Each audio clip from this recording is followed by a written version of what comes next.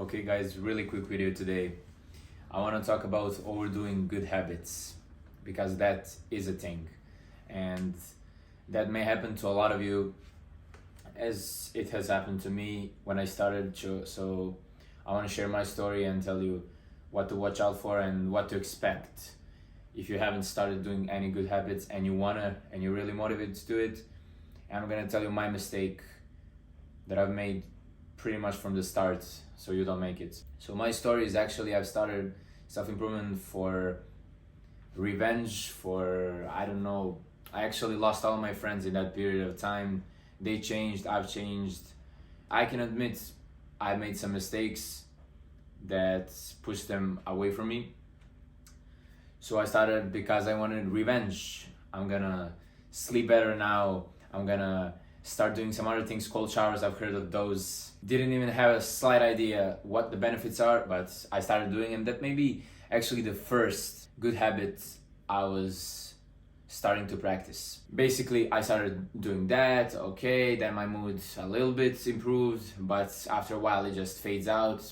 Then I add another thing, and so many good habits I've tried. At one point, pretty much my whole day was productive. It was all built out around good habits, and I still wasn't happy. I mean, I was, but I was just maintaining my baseline level of it. I wasn't feeling that fulfillment. Fulfillment is actually a great word for this. I wasn't actually feeling the benefits as if I just started. So that's where I made the mistake.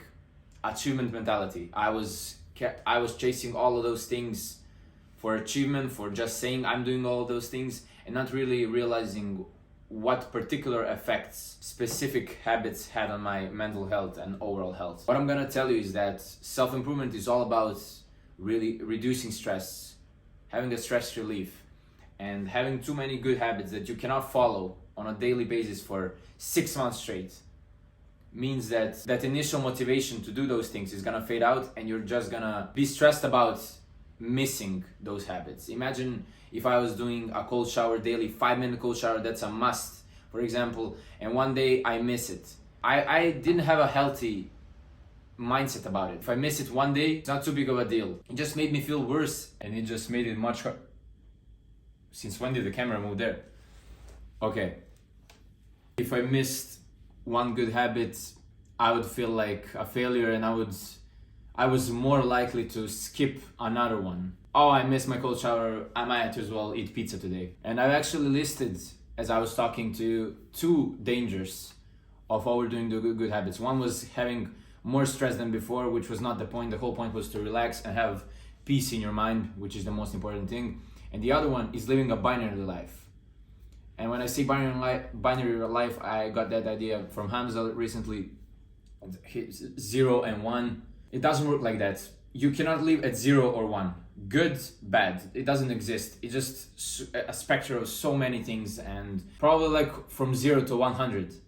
And if I fail to do 1, okay, then my rating for today is 90, 80, 70. But 70 and 20 are not the exact same thing. So my advice for you would be find some good habits and stick to them. Find those that bring the 80% of the outcome. You know the Pareto's law, 20% of input generates 80% of the output. That's really true when it comes to this thing, because cold shower may help one person and it may completely just distract the other person from their true good habits that would change their lives. So I cannot give you a prescription, this is the best and you should do this. So you should experiment and see what habits bring really great impact on your life. So for me, I focus on 4 things. Of course, I do other things, I meditate, I do all kinds of stuff, but the world is not gonna end if I miss one day of it. But these 4, I try to do them on a daily basis. Good sleep, good food, pretty simple, but I focus on them. Focus on my future, do the work, learn, whatever. And 4th, which is a really unexpected one, talk to strangers every day. I was really anxious socially throughout my whole life, and recently I realized that I'm so much happier and more balanced and more confident in myself that I speak to strangers every single day. The world is full of people and they have all kinds of problems, and my problems are not nearly at the top of the pyramid. And it's really great to like speak to like you get that fresh feeling. And I guess that you may have the exact same thing, being socially anxious, but you really like to meet other people. And I made a video about that, about social skills for introverts who are afraid of wasting other people's time. You don't really need to check it out. If you don't think that this is an important thing for you, then just skip it. No big deal. But I've noticed that my mental health has really improved through nourishing relationships and meeting new people and talking just to strangers who I'm never gonna see again. So these things correlate to 80% of my success with mental health. I'm gonna tell you the last danger of overdoing good habits, and that is becoming a social slug. That's what I call it. So basically, you hang out with friends, you've been doing something for 3 months, cold showering, eating good or whatever, good sleep, which are great things. Don't misunderstand what I'm about to say. But you go there and you start telling them that they must live like you, that they're slugs if they don't live like you. And people start like building resentment. You start a self-improvement to become a better person, a good person, a gentleman, a person who cares about all other people. And then you become a guy who's just like who's proposing a religion for others to follow. And you wish them all the best, I know. But you gotta be honest, like there's that little part of your ego that wants to show that you're better than them, and then that's why you're showing them what you're doing, what they're not doing, and how the way you live is the only way they should live, and whatever. You'll become hated. You may even say like, oh, I don't need those friends, but yeah, you don't need to be so close to them, but having like a broader network of people which you can hang out with, even though you're not like a perfect fit. I'm not agreeing with most of the people that say like, oh, your friends should be like the same as you, have the same ambitions. Yes, that's what, if you're talking about close friend group of 2 to 3 people, but you don't want to know only 2 to 3 people, right?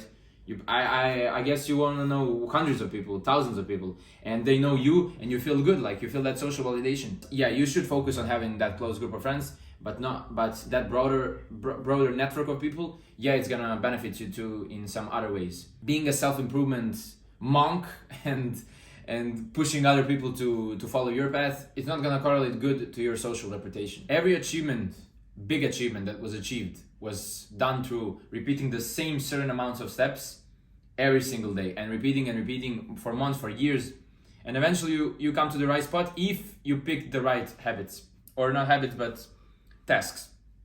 That's how habits work too.